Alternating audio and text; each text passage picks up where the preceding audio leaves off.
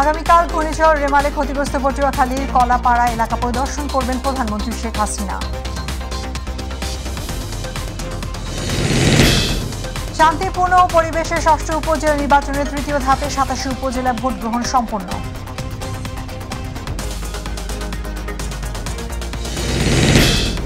প্রতি বছরে ঈদুল আজহায় শীর্ষে থাকে মুন্সিগঞ্জের মীর কাদিমের গরুর চাহিদা, এবারও ব্যস্ত খামারিয়া, গরুর দামও কিছুটা বেশি।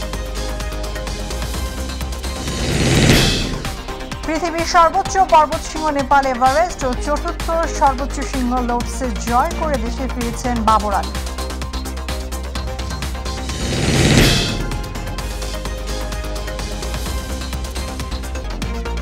আসসালামু আলাইকুম, আমন্ত্রণ মাইটিভি জেলা সংবাদে আপনাদের সাথে আজকে আমি ফাহান ইয়াসমিন। শুনছিলেন শিরোনাম বিস্তারিত সংবাদ।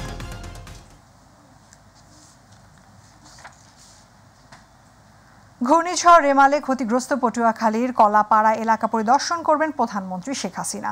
কাল দুপুরে তিনি সরকারি মোজাহার বিশ্বাস কলেজ মাঠে জনসভায় ভাষণ দিবেন। এ সময় তিনি ক্ষতিগ্রস্ত ২,০০০ মানুষের হাতে ত্রাণ সহায়তা তুলে দেওয়ারও কথা রয়েছে তাই কলাপাড়ার কলেজ মাঠ সাজানো হচ্ছে নতুন সাজে। প্রধানমন্ত্রীর আগমন উপলক্ষে নিরাপত্তার চাদরে ঢেকে দেওয়া হয়েছে গোটা কলাপাড়া উপজেলা। মাঠে মোতায়েন করা হয়েছে ৩,০০০ পুলিশ সদস্য সহ র্যাব, সেনাবাহিনী, কোস্টগার্ড ও নৌবাহিনীর সদস্য। আগামী ৩০ তারিখে মাননীয় প্রধানমন্ত্রী তিনি কলাপাড়া আগমন করবেন এবং তিনি কলাপাড়া এসে গত ২৬ তারিখে যে বন্যা হয়েছে সেই বন্যা কবলিত যে ক্ষতিগ্রস্ত ব্যক্তি আছে তাদের মাঝে ত্রাণ বিতরণ করবেন এবং কলাপাড়া কলেজ মাঠে, সরকারি মোজাহারউদ্দিন বিশেষ কলেজ মাঠে একটি জনসভা করবেন। তার আগমন উপলক্ষে বাংলাদেশ পুলিশ তার আগমন উপলক্ষে নিশ্চিত নিরাপত্তার ব্যবস্থা করা হয়েছে। সাথে থাকবে সেনাবাহিনী, র্যাব সহ নৌ পুলিশ, তারাও থাকবেন এবং তার সমস্যা। ঘূর্ণিঝড় রেমালের তাণ্ডবে ব্যাপক ক্ষতিগ্রস্ত হয়েছে সুন্দরবনের। ক্ষয়ক্ষতির পরিমাণ জানতে কাজ শুরু করেছে বন বিভাগ। বনের বিভিন্ন স্থানে মিলছে বন্য প্রাণীর মরদেহ। বুধবার দুপুর পর্যন্ত পাওয়া খবর অনুযায়ী বনের বিভিন্ন স্থান থেকে ৩৯টি হরিণের মৃতদেহ পাওয়া গেছে এবং জীবিত অবস্থায় ১৭টি হরিণ উদ্ধার করা হয়েছে। এছাড়া ক্ষতিগ্রস্ত হয়েছে বন বিভাগের ২৫টি টহল ফাঁড়ি। লবণ পানি ঢুকে নষ্ট হয়েছে প্রায় সকল মিঠা পানির পুকুর। পূর্ব বন বিভাগের কাজী মোহাম্মদ নুরুল করিম বলেন, সুন্দরবনের কটকা ও দুবলা এলাকা সহ বনের বিভিন্ন স্থান থেকে মোট ৩৯টি মৃত হরিণ উদ্ধার করা হয়েছে। এছাড়া আহত অবস্থায় আরও ১৭টি হরিণ উদ্ধার করে বনরক্ষীরা। তবে হরিণের পাশাপাশি আরও বন্য প্রাণী মারা যেতে পারে। দুর্যোগ ব্যবস্থাপনা ও ত্রাণ প্রতিমন্ত্রী মহিবুর রহমান বলেছেন, ঘূর্ণিঝড় রিমালকে অত্যন্ত দক্ষতা ও পরিকল্পনার সাথে প্রধানমন্ত্রীর নির্দেশে মোকাবেলা করতে সক্ষম হয়েছে বাংলাদেশ। দুপুরে জেলার চরফ্যাশন উপজেলা ঘূর্ণিঝড় রেমালে ক্ষতিগ্রস্ত ৪০০ পরিবারের মাঝে ত্রাণ বিতরণ অনুষ্ঠানে প্রধান অতিথির বক্তব্যে এসব কথা বলেন তিনি। উপজেলা প্রশাসনের আয়োজনে চরফ্যাশন সরকারি টি ব্যারেট মডেল মাধ্যমিক বিদ্যালয় মাঠে অনুষ্ঠানে সভাপতিত্ব করেন জেলা প্রশাসক আরিফুজ্জামান। প্রতিমন্ত্রী বলেন, বাংলাদেশের সাথে ভারতেরও একটি ঝড় হয়েছে, সেখানেও বাংলাদেশের চাইতে বেশি ক্ষয়ক্ষতি হয়েছে। এই দুর্যোগ মন্ত্রণালয় আজ সমস্ত পৃথিবীতে একটা রোল মডেল হিসেবে দুর্যোগ মোকাবেলায় আমরা সুনাম রয়েছে, সেই সুনামকে উল্লেখ করে সেই সুনামকে রেখে আমরা এই রিমালকে অত্যন্ত দক্ষতার সাথে, পরিকল্পনার সাথে ঐক্যবদ্ধভাবে জননেত্রী শেখ হাসিনার নির্দেশে আমরা মোকাবেলা করেছি এবং পৃথিবীর ভিতরে সবচেয়ে কম ক্ষয়ক্ষতির মধ্যে আমরা এটাকে ফেস করেছি। চাঁদপুরে মতলব উত্তরে ঘূর্ণিঝড় রেমালের আঘাতে ক্ষতিগ্রস্ত দেশে দ্বিতীয় বৃহত্তম মেঘনা ধনাগোদা সেচ প্রকল্পের বেড়ি বাঁধ পরিদর্শন করেন উপবিভাগীয় প্রকৌশলী শুভ সরকার। বুধবার সকালে ক্ষতিগ্রস্ত স্থান মোহনপুর সহ উপজেলা ৭.৭ কিলোমিটার বেড়ি বাঁধ ঘুরে দেখেন তিনি। এসব উপসহকারী প্রকৌশলী তন্ময় সহ অন্যান্য কর্মকর্তারা উপস্থিত ছিলেন।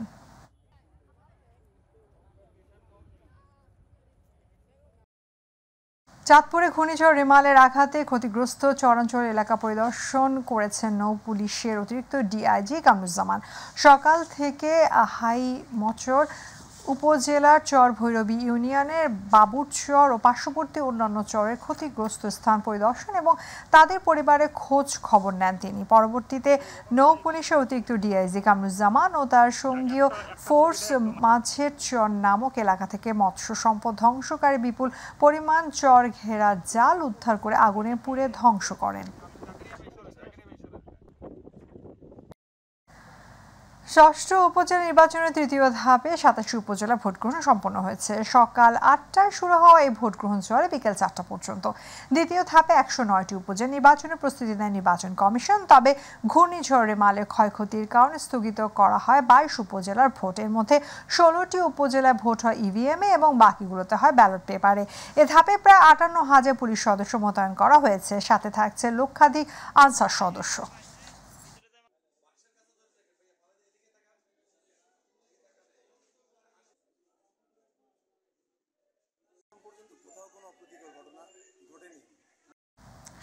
দর্শক, এই মুহূর্তে নেত্রকোনা থেকে ভোট গণনার খবর জানাচ্ছেন প্রতিনিধি আনিসুর রহমান।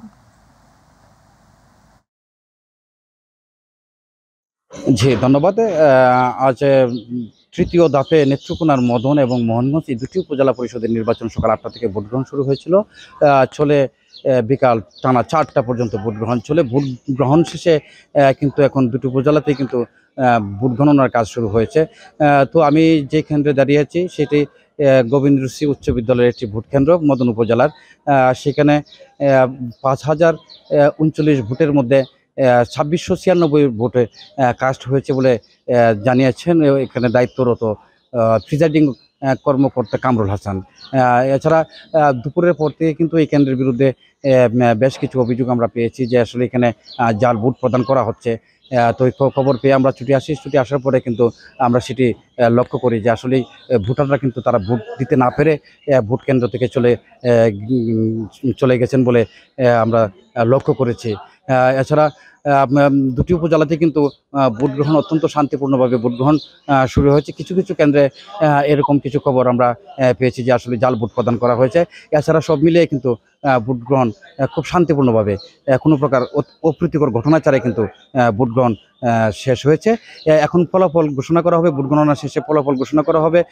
যেহেতু একটি হাওর অধ্যুষিত অঞ্চল, সেই হাওর অধ্যুষিত অঞ্চলে কিন্তু বেশ কিছু কেন্দ্র আছে, খুব দূর দূরান্তে কেন্দ্র আছে। সেই কেন্দ্রের ফলাফল আসতে হয়তো বা একটু সময় লাগবে।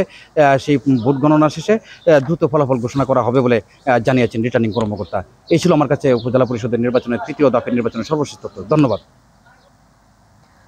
সুনামগঞ্জের দোয়ারা বাজারে ভোট কেন্দ্রে চাকু নিয়ে প্রবেশ করে এক চেয়ারম্যান প্রার্থীর এজেন্টকে 6 মাসের কারাদণ্ড দিয়েছে নির্বাহী ম্যাজিস্ট্রেট। বেলা 11টায় তাকে সাজা দেন নির্বাচনে দায়িত্বরত নির্বাহী ম্যাজিস্ট্রেট আব্দুল হালিম।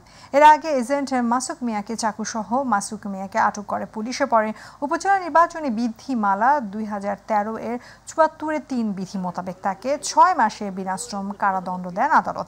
এছাড়া তাকে আরও 10,000 টাকা অর্থদণ্ড, অনাদায়ে 7 দিনের কারাদণ্ড দেওয়া হয়েছে।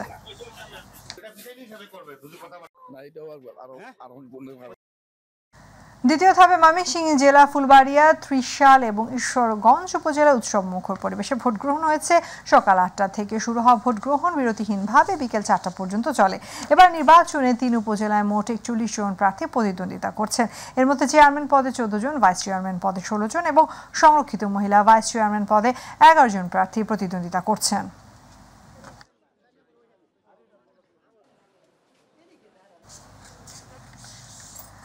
দেশের ষষ্ঠ উপজেলা পরিষদের তৃতীয় ধাপে নির্বাচন দিনাজপুরে 3টি উপজেলা ভোট গ্রহণ হয়েছে। সকাল 8টা থেকে ভোট গ্রহণ শুরু হয়ে বিকেল 4টা পর্যন্ত চলে। জেলার সদর, চিচির বন্দর ও খানসামা এই 3 উপজেলাকে নিয়ে 299টি ভোট কেন্দ্রে মোট ভোটার রয়েছেন 7,94,108 জন। 3টি উপজেলা চেয়ারম্যান, ভাইস চেয়ারম্যান ও মহিলা ভাইস চেয়ারম্যান পদে প্রতিদ্বন্দ্বিতা করছেন 31 জন।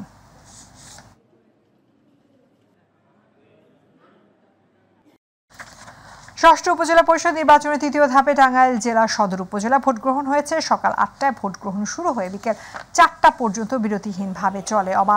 নির্বাচন অবাধ ও নিরপেক্ষ করতে পুরো নির্বাচনী এলাকায় পর্যাপ্ত সংখ্যক আইন শৃঙ্খলা রক্ষাকারী বাহিনীর সদস্য মোতায়েন করা হয়। সদর উপজেলা চেয়ারম্যান পদে 5 জন, ভাইস চেয়ারম্যান পদে 6 জন এবং মহিলা ভাইস চেয়ারম্যান পদে 2 জন প্রার্থী প্রতিদ্বন্দ্বিতা করছেন।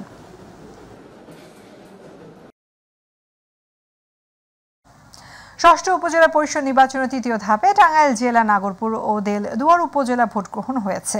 সকাল ৮টায় ভোট গ্রহণ শুরু হয়ে বিকেল ৪টা পর্যন্ত চলে। নির্বাচন অবাধ ও নিরপেক্ষ করতে নির্বাচনী এলাকা পর্যাপ্ত সংখ্যক আইন শৃঙ্খলা রক্ষাকারী বাহিনীর সদস্য মোতায়েন করা হয়। এই দুই উপজেলা চেয়ারম্যান পদে 10 জন, ভাইস চেয়ারম্যান পদে 14 জন এবং মহিলা ভাইস চেয়ারম্যান পদে 8 জন প্রার্থী প্রতিদ্বন্দ্বিতা করছেন।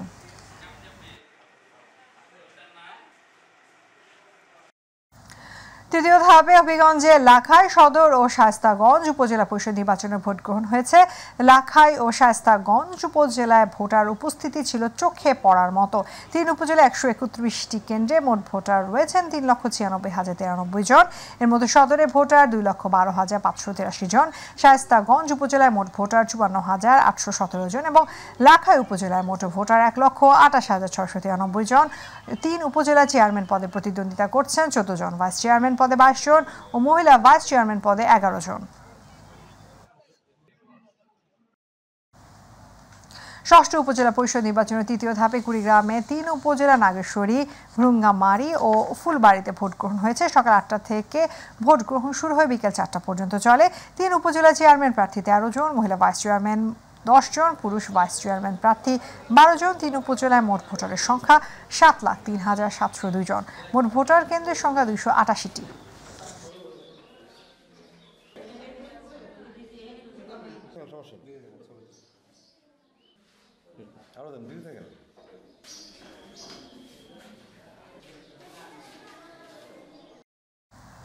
দর্শক, ভোট গণনার খবর জানাতে এই মুহূর্তে রংপুর থেকে যুক্ত হচ্ছেন প্রতিনিধি মাহমুদুল হাসান। মাহমুদুল, সারাদিন ভোট গ্রহণ শেষে এখন কেমন পরিস্থিতি দেখছেন রংপুরে?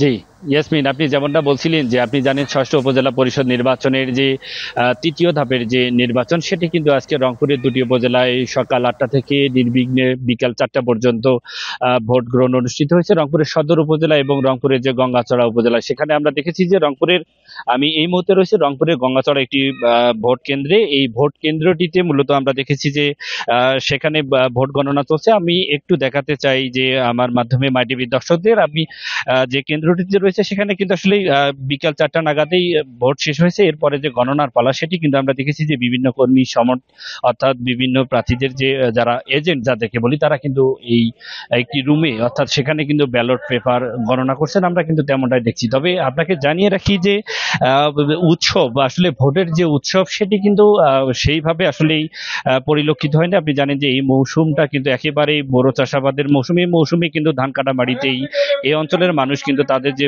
বোরো ধান সেটি ঘরে তোলায় কিন্তু ব্যস্ত সময় পার করছে। এই কারণে কিন্তু ভোটার উপস্থিতি একেবারেই কম ছিল।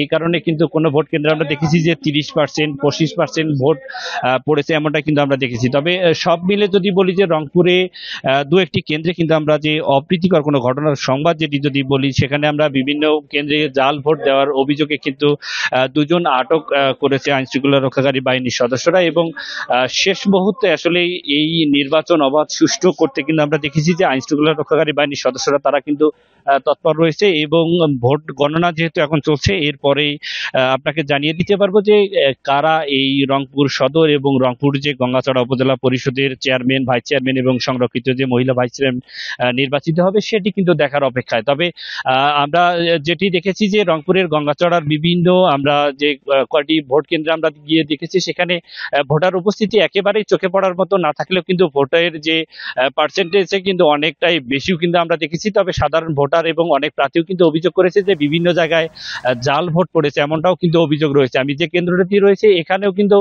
কিছুক্ষণ আগে আমরা দেখেছি যে ভোট শেষ প্রান্তে এসে কিন্তু কর্মী সমর্থক বিভিন্ন যে চেয়ারম্যান প্রার্থীদের কর্মী সমর্থকদের মধ্যে একটি উত্তেজনা বিরাজ করছিল। তাৎক্ষণিকভাবে আইন শৃঙ্খলা রক্ষাকারী বাহিনীর সদস্যরা, বিজিবি থেকে শুরু করে পুলিশ সদস্যরা তারা কিন্তু দ্রুতই এই যে ভোট কেন্দ্রটি, এটি দমতলা দারুল উলুম জামিয়া কাসেমিয়া মাদ্রাসা, এই মাদ্রাসা ভোট কেন্দ্রে কিন্তু তারা তাৎক্ষণিক এসে কিন্তু সেখানকার যে পরিস্থিতি সেটি স্বাভাবিক নিয়ে আসে এবং এরপরে কিন্তু যে ভোট গণনার পালা সেটি কিন্তু আমরা দেখেছি। এরপরে ভোট গণনা শেষে কিন্তু আমরা বলতে পারবো যে আসলে এই রংপুর সদর এবং রংপুরের যে গঙ্গাচড়া উপজেলায় কারা আসলে নির্বাচিত হবেন আগামী। এই ছিল আমার কাছে ইয়াসমিন রংপুর থেকে যে ভোট গণনার এবং ষষ্ঠ উপজেলা পরিষদ নির্বাচনের সর্বশেষ পরিস্থিতি। মাহমুদুল, আপনাকে ধন্যবাদ।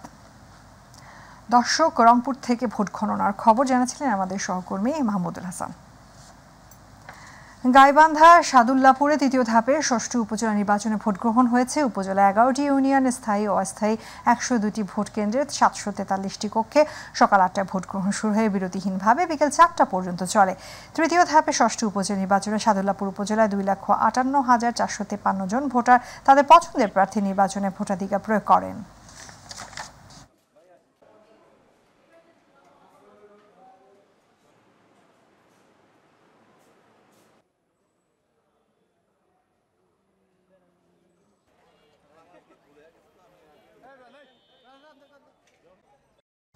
তৃতীয় দফায় কুমিল্লা, বুড়িচং, ব্রাহ্মণপাড়া, দেবিদ্বার ও মুরাদনগর উপজেলা পরিষদ নির্বাচনে ভোট গ্রহণ হয়েছে। সকাল 8টা থেকে শুরু হওয়া ভোট বিরতিহীনভাবে চলে বিকেল 4টা পর্যন্ত।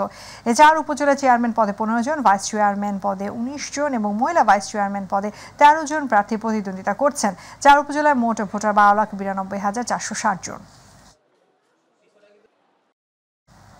ষষ্ঠ উপজেলা পরিষদ নির্বাচনের তৃতীয় ধাপে যশোরের বাঘারপাড়াতে উপজেলা পরিষদ নির্বাচনে ভোট গ্রহণ হয়েছে। সকাল 8টা থেকে ভোট গ্রহণ শুরু হয়ে বিরতিহীনভাবে চলে বিকাল 4টায় শেষ হয়। উপজেলা 9টি ইউনিয়ন ও একটি পৌরসভাতে 70টি কেন্দ্রে নিরবিচ্ছিন্ন এবং শান্তিপূর্ণ পরিবেশের মধ্য দিয়ে ভোট গ্রহণ হয়। উপজেলাতে এবারে নির্বাচনে 1,89,511 জন ভোটার তাদের ভোটাধিকার প্রয়োগ করছেন বলে জানিয়েছে উপজেলা নির্বাচন অফিস।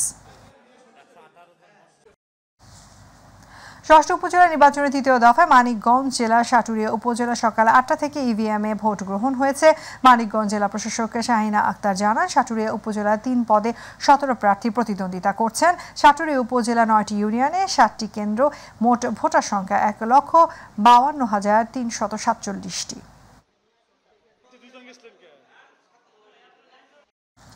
উপজেলা পরিষদ নির্বাচনের তৃতীয় ধাপে নওগাঁ, রানীনগর ও আত্রাই উপজেলা ভোট গ্রহণ হয়েছে। সকাল 8টা থেকে ভোট গ্রহণ শুরু হয়ে বিরতিহীনভাবে বিকেল 4টা পর্যন্ত চলে। 2 উপজেলা চেয়ারম্যান পদে 16 জন প্রার্থী সহ মোট 35 জন প্রার্থী প্রতিদ্বন্দ্বিতা করছেন।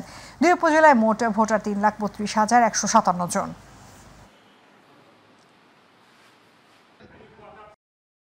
সাতক্ষীরার কলারোয়ায় প্রতিপক্ষের হামলায় নজরুল ইসলাম নামে একজন গুরুতর আহত হয়েছে। এ ঘটনায় 3 জনকে আটক করেছে পুলিশ। অপরদিকে বোয়ারডাঙ্গা নির্বাচনে সহিংসতা সৃষ্টির অভিযোগে আরও একজনকে আটক করেছে পুলিশ। আহত নজরুল ইসলামকে কলারোয়া উপজেলা স্বাস্থ্য কমপ্লেক্সে ভর্তি করা হয়েছে। সাতক্ষীরা সদর সার্কেলের অতিরিক্ত পুলিশ সুপার মীর আসাদুজ্জামান বিষয়টি নিশ্চিত করেন।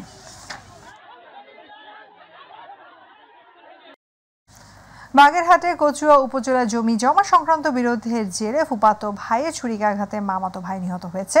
সকাল 10:30টার দিকে উপজেলার হাজারাপাড়া গুচ্ছ গ্রামে হামলার ঘটনা ঘটে। দীর্ঘদিন ধরে তাদের মধ্যে পারিবারিক জমি জমা সংক্রান্ত বিরোধ চলে আসছিল। গুরুতর আহত অবস্থায় স্থানীয় উদ্ধার করে হাজরা মশিউর রহমানকে কচুয়া উপজেলার স্বাস্থ্য কমপ্লেক্সে নিয়ে গেলে কর্তব্যরত চিকিৎসক তাকে মৃত ঘোষণা করেন। মাগুরার মোহাম্মদপুর উপজেলার নহাটা ইউনিয়নের পানিঘাটা গ্রামে সবুজ মোল্লা ও তার ভাই হৃদয় মোল্লার হত্যার ঘটনায় জড়িতদের গ্রেফতারের দাবিতে সকালে মাগুরা প্রেস ক্লাবের সামনে মানববন্ধন করেছে এলাকাবাসী। মাগুরা অতিরিক্ত পুলিশ সুপার কলি মোল্লা জানান, পানিরঘাটার 2 সহোদর সবুজ ও হৃদয় হত্যার পরদিন তার বড় ভাই আবুল কালাম বাদী হয়ে মোহাম্মদপুর থানায় 10 জনকে আসামি করে হত্যা মামলা রুজু করেন। পুলিশ ইতোমধ্যে এজাহারভুক্ত 4 আসামিকে গ্রেফতার করেছে। একজন আসামি ইতোমধ্যে আদালতে স্বীকারোক্তিমূলক জবানবন্দি দিয়েছে। খুলনার রনি সর্দার হত্যার ঘটনায় 3 আসামিকে অস্ত্র, গুলি ও মাদক সহ গ্রেফতার করেছে পুলিশ। এ দুপুরে খুলনা সদর থানা প্রাঙ্গণ মিডিয়া ব্রিফিংয়ে তথ্য নিশ্চিত করেন খুলনা মেট্রোপলিটন পুলিশের ডেপুটি কমিশনার দক্ষিণ তাজুল ইসলাম। পুলিশ জানায়, হত্যাকাণ্ডের সাথে জড়িত নয়ন, মিরাজ, মৃধা ও জসিম হাওলাদারকে গ্রেফতার করা হয়।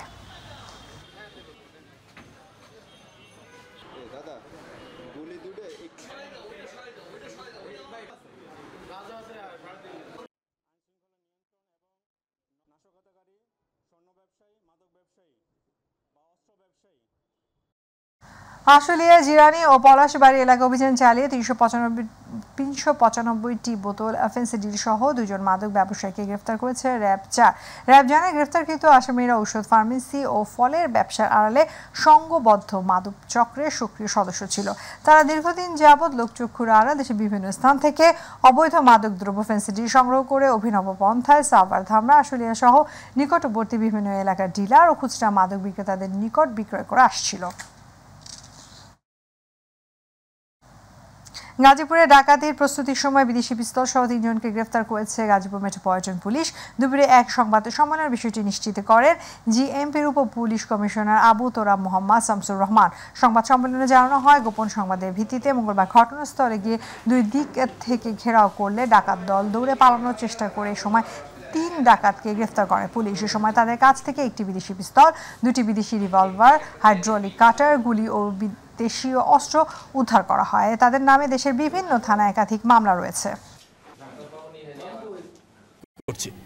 আমরা নিরাপত্তা পরিকল্পনা এমনভাবে সাজিয়েছি, কেউ ইচ্ছা করলেও এই যে ভোটের অনুকূল বা শান্তিপূর্ণ পরিবেশ সেটা ব্যাহত করতে পারবে না। যে পরিবেশ আছে সেটা বজায় থাকবে। কোনো ধরনের বিশৃঙ্খলা করার চেষ্টা করলে, ভোটের যে অনুকূল পরিবেশ সেটা বিঘ্নিত করার চেষ্টা করলে, ভোটারকে বাধাদান করলে তার বিরুদ্ধে কঠোর এবং কঠিন আইনানুগ ব্যবস্থা গ্রহণ করা হবে। প্রতি বছর ঈদুল আজহায় মুন্সিগঞ্জের মীর কাদিমের গরুর চাহিদা থাকে বেশি। বিশেষ করে পুরান ঢাকার মানুষের কাছে বেশ প্রিয় ধবধবে সাদা বিশেষ জাতের এই গরু প্রাকৃতিক উপায়ে লালন করায় এবার ঈদেও চাহিদা শীর্ষে রয়েছে মীর কাদিমের গরু। তবে চাহিদার পাশাপাশি এবার দামও বেশি বলছেন খামারিরা। প্রতিনিধি শেখ মোহাম্মদ রতনের রিপোর্ট, জানাচ্ছেন SM হামিম। প্রতি বছর কোরবানিতে ক্রেতাদের পছন্দের শীর্ষে থাকে মুন্সিগঞ্জের মীর কাদিমের দবল গরু। শত বছরের প্রাচীন রীতি ধরে রাখতে মুন্সিগঞ্জের মীর কাদিমে বিশেষ যত্নে পালন করা হয় এই গরুগুলো। মীর কাদিমের ধবল গরুগুলো দেখতে অত্যন্ত আকর্ষণীয়। চাহিদা বৃদ্ধি পাওয়ায় হাটে তোলার আগে খামার থেকে বিক্রি হয়ে যায় এই গরু। খামারিরা বলছেন এবার উৎপাদন খরচ বেড়ে যাওয়ায় ধবল গরুর দামও বেশি। খাবারে মনে করেন দাম বাড়তি, এই কারণে আমার গরু পালতে এবছর খুবই সিমসিম খেয়ে গেছে মালিক মহাজন। গরুর খাবারের দাম মূল্য বেশি এবং গরুর দামও গত বছরের তুলনায় এবার একটু বেশি। ঢাকা রহমতগঞ্জের মাঠে ব্যাপক চাহিদা। এই গরুগুলা দেখতে যেমন সুন্দর, কিন্তু খাদ্য খাওয়া তার চেয়ে আরো সুন্দর। স্থানীয় জাত হওয়ায় এগুলো রোগ প্রতিরোধ ক্ষমতা বেশি এবং মাংস বেশ সুস্বাদু। এছাড়া প্রশিক্ষিত লোক নিয়োগের মাধ্যমে গরুগুলো পালন করা হয়। কোনো সুই মারি না, কোনো ট্যাবলেট খাওয়াই না, কোনো ধরনের কোনো ভেজাল কোনো খাদ্য খাওয়াই না। আমরা অনেক গরুতে অনেক অর্থ পড়ে যায়। পুরান ঢাকা থেকে অনেক বড় বড় পার্টি এসে আমাদের গরু কিনে নিয়ে যাইতেছে। এসব খামারিদের পশুপালনের সহযোগিতার পাশাপাশি বিনামূল্যে পশু চিকিৎসা নিশ্চিত করা হয়েছে বলে জানিয়েছে স্থানীয় প্রাণী সম্পদ দপ্তর। প্রাণী সম্পদ দপ্তরের তত্ত্বাবধানে হৃষ্টপুষ্টকরণ করা হয়েছে। এগুলোতে কোনো স্টেরয়েড, কেমিক্যাল, হরমোন ব্যবহার করা হয় নাই। দেশীয় খাবার, কাঁচা ঘাস, দানাকার খাদ্য খাওয়া মোটা তাজাকরণ করা হয়েছে। চলতি বছর মীর কাদিমে 13টি খামারে 4 শতাধিক ডবল গরু প্রস্তুত করেছে খামারিরা। SM হামিম, মাই টিভি। দর্শক, এবার আমাদের কৃষি।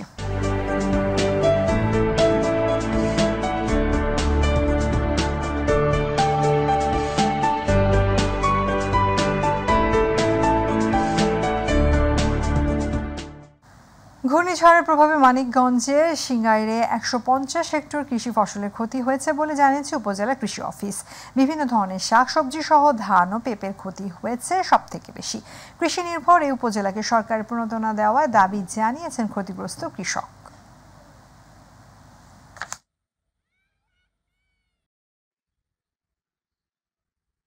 গোপালগঞ্জে ভিটামিন A+ ক্যাম্পেইন উপলক্ষে সংবাদ সম্মেলন করেছে জেলা সিভিল সার্জন কার্যালয়ের কর্মকর্তারা। সকালে সিভিল সার্জন কার্যালয় কনফারেন্স রুমে এই প্রেস কনফারেন্স হয়। প্রেস কনফারেন্সে সিভিল সার্জন কার্যালয় MOCS ডক্টর সাকিবুর রহমান জানান, আগামী শনিবার সকাল 8টা থেকে 6 থেকে 11 মাস বয়সী সুস্থ শিশুকে IU এর 1 লাখ নীল ক্যাপসুল এবং 12 থেকে 59 মাস বয়সী সুস্থ শিশুকে 2 লাখ IU এর লাল ক্যাপসুল খাওয়ানো হবে। চট্টগ্রামে আন্তর্জাতিক শান্তিরক্ষী দিবস পালিত হয়েছে। উপলক্ষে চট্টগ্রামের পতেঙ্গায় বাংলাদেশ বিমান বাহিনীর ঘাঁটি জহুরুল হকের ব্যবস্থাপনায় পিসকিপার্স ডে রান অনুষ্ঠিত হয়। সকালে প্রধান অতিথি হিসেবে চট্টগ্রাম নৌ অঞ্চলের commander rear admiral Khondkar Misbah Ul Azim বেলুন ও কবুতর উড়িয়ে উদ্বোধন করেন। এ সময় তিনি জাতিসংঘ শান্তিরক্ষা মিশনে বাংলাদেশের ভূমিকা ও অবদানের প্রশংসা করেন। এতে সশস্ত্র বাহিনী, বাংলাদেশ পুলিশ, বিভিন্ন শিক্ষা প্রতিষ্ঠানের শিক্ষার্থী, বাংলাদেশে নিযুক্ত জাতিসংঘের সংস্থাসমূহের প্রতিনিধিরা অংশ নেন। নানা আয়োজনের মধ্য দিয়ে ময়মনসিংহে আন্তর্জাতিক জাতিসংঘ দিবস পালিত হয়েছে। উপলক্ষে সকালে নগরীর শিল্পাচার্য জয়নুলা উদ্যানের বৈশাখী মঞ্চে বাংলাদেশ সেনাবাহিনী 19 পদাতিক ডিভিশন ঘাটাইলের অঞ্চলের উদ্যোগে বেলুন ও পায়রা উড়িয়ে র্যালি ও আলোচনা সভা উদ্বোধন করেন Ghatail area GOC major general Hussain Mohammad Masihur Rahman. র্যালিটি নগরীর প্রধান সড়ক প্রদক্ষিণ করে বৈশাখী মঞ্চে শেষ হয়। পরে সেখানে আলোচনা সভায় রেঞ্জ ডিআইজি শাহ আবিদ হোসেন সহ সেনাবাহিনীর অন্যান্য কর্মকর্তাগণ উপস্থিত ছিলেন। আগামীকাল অনুষ্ঠিত হবে ঢাকা কাস্টমস এজেন্টস অ্যাসোসিয়েশনের ত্রিবার্ষিক নির্বাচন 2024 ও 26। এই উপলক্ষে নির্বাচন অংশগ্রহণ করতে নমিনেশন ফর্ম সংগ্রহ করেছেন 2টি প্যানেল ও 2টি স্বতন্ত্র প্রার্থীরা। এবার নির্বাচনে অংশগ্রহণ করছেন শাহজাহান পাটোয়ারি ফারুক ও মজান লাভলু বাসার পরিষদ। রাজধানীর শাহজালাল আন্তর্জাতিক বিমানবন্দর C&F ভবনের 4th তলা নির্বাচন কমিশন অফিস থেকে নির্বাচনের আইডি কার্ড সংগ্রহ করেন ভোটাররা। নির্বাচনে সর্বমোট 16 সদস্য বিশিষ্ট নির্বাচন কমিশনের আওতায় 1599 জন ভোটার ভোট প্রদান করবেন।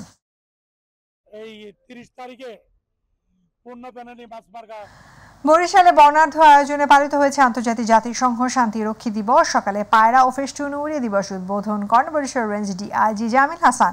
বরিশাল মেট্রোপলিটন পুলিশের আয়োজনে এবার নগরীর বঙ্গবন্ধু উদ্যান থেকে একটি বর্ণাঢ্য র্যালি বের হয়ে বরিশাল জেলা শিল্পকলা একাডেমিতে গিয়ে শেষ হয়। পরে শিল্পকলা একাডেমি মিলনায়তনে এক মতবিনিময় সভা অনুষ্ঠিত হয়।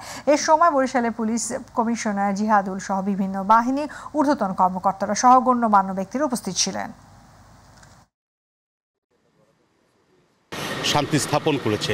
তা আমাদের আজকের এই দিনটা বেসিক্যালি এই যারা ইউএন পিস কিপার্স তাদের জন্যই এই দিনটা, যারা এই ইউএনের এই শান্তি রক্ষা স্থাপন করতে যে যারা জীবন দিয়েছে, যারা জীবন উৎসর্গ করেছে এবং যারা এখানে কাজ করে আসছে তাদের জন্যই আজকের এই দিনটা। আমরা মনে করি ইউএন পিস কিপারদের চেষ্টায় সারা পৃথিবীতে শান্তি বিরাজিত আছে এবং আমরা শান্তি বিরাজ যাতে করে তার জন্য আমরা প্রতিনিয়ত চেষ্টা করে যাচ্ছি। সাদুল্লাপুর উপজেলা পর্যায়ে 3 দিন ব্যাপী জাতীয় প্রাথমিক শিক্ষা সপ্তাহ 2024 উদযাপন উপলক্ষে আলোচনা সভা সমাপনী অনুষ্ঠান হয়েছে। উপজেলা প্রশাসন ও উপজেলা শিক্ষা অফিসের আয়োজনে উপজেলা নির্বাহী কর্মকর্তা কার্যালয়ের প্রাথমিক শিক্ষা সপ্তাহ উদযাপন উপলক্ষে সমাপনী অনুষ্ঠান উপলক্ষে আলোচনা সভা, চিত্রাঙ্কন ও সুন্দর হাতের লেখা প্রতিযোগিতায় বিজয়ী শিশু শিক্ষার্থীদের মাঝে পুরস্কার বিতরণ করা হয়।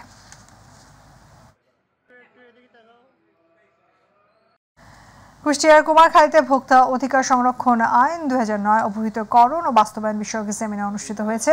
সকালে উপজেলা প্রশাসনের আয়োজনে উপজেলা পরিষদ সভা কক্ষে এই সেমিনার অনুষ্ঠিত হয়। সেমিনারে উপজেলা সহকারী কমিশনার ভূমি আমিরুল আরাফাতের সভাপতিত্বে অন্যান্যদের মধ্যে উপজেলা বিআরডিপি কর্মকর্তা মনিরুজ্জামান, উপজেলা নির্বাচন অফিসার আলমগীর হোসেন, উপজেলা মাধ্যমিক শিক্ষা অফিসার এজাজ কায়সার সহ অনেকে উপস্থিত ছিলেন।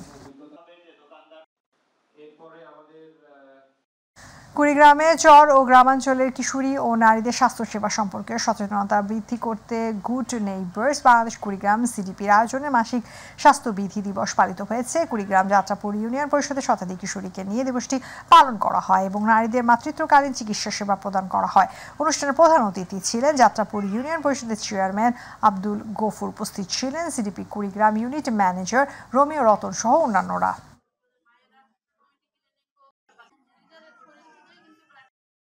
Chapainawabganj chamber of commerce and industry সভাপতি গণতন্ত্র বহির্ভূত কার্যকলাপ ও অনিয়ম স্বেচ্ছাচারিতা প্রতিবাদে বিক্ষোভ মিছিল ও মানববন্ধন হয়েছে। সকালে চেম্বার অফ কমার্সের সদস্যরা একাংশ ও সাধারণ ব্যবসায়ীর কর্মসূচি পালন করে শহরের বড় ইন্দিরা মোড় থেকে একটি বিক্ষোভ মিছিল বের করা হয়।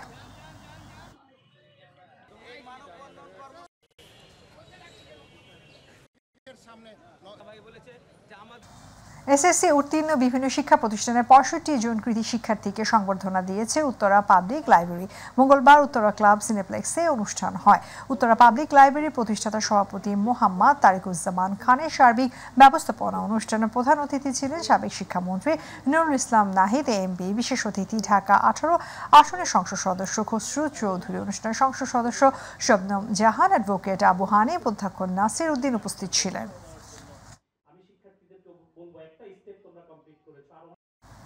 নারায়ণগঞ্জের রূপগঞ্জ উপজেলা পর্যায়ে ৩ দিন ব্যাপী জাতীয় প্রাথমিক শিক্ষা সপ্তাহ উপলক্ষে আলোচনা সভা ও পুরস্কার বিতরণী অনুষ্ঠান অনুষ্ঠিত হয়েছে। অনুষ্ঠানে সভাপতিত্ব করেন রূপগঞ্জ উপজেলার নির্বাহী কর্মকর্তা আহসান মাহমুদ রাসেল। সভায় বক্তব্য রাখেন নারায়ণগঞ্জ ১ রূপগঞ্জ সংসদ সদস্য গোলাম দস্তগীর গাজী, বীর প্রতীক রূপগঞ্জ উপজেলা প্রাথমিক শিক্ষা অফিসার মাসুদ রানা, উপজেলা পরিষদের ভারপ্রাপ্ত চেয়ারম্যান সৈয়দা ফেরদৌসী আলম নীলা সহ আরও অনেকে।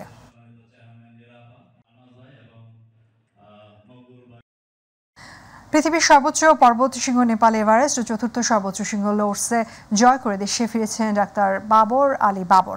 মঙ্গলবার সন্ধ্যায় নেপালে ত্রিভুবন আন্তর্জাতিক বিমানবন্দর থেকে ঢাকার হজরত শাহজালাল আন্তর্জাতিক বিমানবন্দরে পৌঁছান তিনি। আগামী দিনে আরও চ্যালেঞ্জিং পর্বত অভিযাত্রার স্বপ্ন পঞ্চম বাংলাদেশ এভারেস্ট বিজয়ী। চট্টগ্রাম থেকে মামুনুর রশিদের ভিডিও তথ্যচিত্রে নুরুল কবিরের রিপোর্ট, জানাচ্ছেন জুবাইর রহমান। এভারেস্ট জয় শেষে চট্টগ্রাম ফিরে আসলে এভাবেই বাবরের সাফল্য উদযাপন করে তার সহকর্মী, বন্ধু বান্ধব সহ আত্মীয় স্বজনরা এবং উষ্ণ অভিনন্দন জানান শত শত চট্টগ্রাম নগরবাসী। মঙ্গলবার রাত ৯:৩০টায় চট্টগ্রাম শাহ আমানত আন্তর্জাতিক বিমানবন্দরে এসে পৌঁছান ডাক্তার বাবর আলী। কিন্তু তার কয়েক ঘন্টা আগ থেকেই তাকে বরণ করতে ফুল ও মিষ্টি নিয়ে বিমানবন্দরে অপেক্ষায় ছিলেন শত শত মানুষ। অধীর আগ্রহে বসেছিল যে কখন সে ফিরবে, সুস্থ হয়ে সবাই দোয়া করেছে, সেজন্য এটা অনেক বড় একটা পাওয়া আমার মনে হয়। আজকে সেই দিন যে আমরা আবার বাবরকে দেখতে পাবো, ঠিক আছে, সে সাকসেসফুলি সাবমিট করে আবার আমাদের মাঝে, এটা আমাদের বিশাল জিনিস। এটা স্বপ্ন ছিল, বাস্তবভাবে কল্পনা করিনি আর কি। মাউন্টেনিয়ারিং জিনিসটা অনেক কঠিন একটা জিনিস। এটা হচ্ছে নিজেকে সময় দিতে হয়, নিজেকে প্রস্তুত রাখতে হয়। ভবিষ্যতে আসলে বাংলাদেশ নামটা আসবে, যখন এভারেস্টের নাম আসবে বা অ্যাডভেঞ্চার কোনো স্পোর্টসের কথা আসবে, তখন বাবরের কথা আসবে। পরে সাধারণ মানুষের ভালোবাসায় সিক্ত হন ডাক্তার বাবর আলী। এভারেস্ট ও লুৎসে জয়ের অভিজ্ঞতা বর্ণনার পাশাপাশি চ্যালেঞ্জের কথাও জানান তিনি। কঠিন প্রস্তুতি সবার যুদ্ধ আই প্রিপেয়ার্ড ওয়েল। আমার এই জন্য অনেক বেশি খুব কঠিন মনে হয় নাই আর কি। মানে এভারেস্টের ক্ষেত্রে সবাই হয়তো অনেক সুগার কোট করে বলে যে অনেক কঠিন। এভারেস্ট থেকে নামার সময় তুষার ঝড়ের পড়াটা সবচেয়ে চ্যালেঞ্জিং ছিল। প্রথম বাংলাদেশি হিসেবে অক্সিজেন ছাড়া ৮০০০ মিটারের কোনো শৃঙ্গ জয়ের পরিকল্পনার কথা জানান সদা এভারেস্ট জয় করা এ বাংলাদেশি। এর জন্য বিয়ে না করার পণে অটল থাকতে চান তিনি। এভারেস্টের চূড়া আমি ১ ঘন্টা ১০ মিনিট ছিলাম অক্সিজেন ছাড়া। So I fail like some other day আমি কোনো ৮০০০ মিটার মাউন্টেন যেতে চাই, সেটা অক্সিজেন ছাড়া। গত ১৯শে মে পঞ্চম বাংলাদেশি হিসেবে পৃথিবীর সবচেয়ে উঁচু পর্বতশৃঙ্গ হিমালয়ের মাউন্ট এভারেস্ট জয় করেন বাবর। একই যাত্রায় প্রথম বাংলাদেশি হিসেবে ২১শে মে বিশ্বের চতুর্থ উঁচু শৃঙ্গ লুৎসের চূড়ায়ও পদচিহ্ন রাখেন তিনি।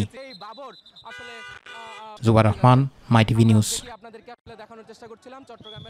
এ ছিল আমাদের এখনকার আয়োজন। পরবর্তী সংবাদ দেখার আমন্ত্রণ জানিয়ে এখনকার সংবাদ শেষ করছি। আল্লাহ হাফেজ।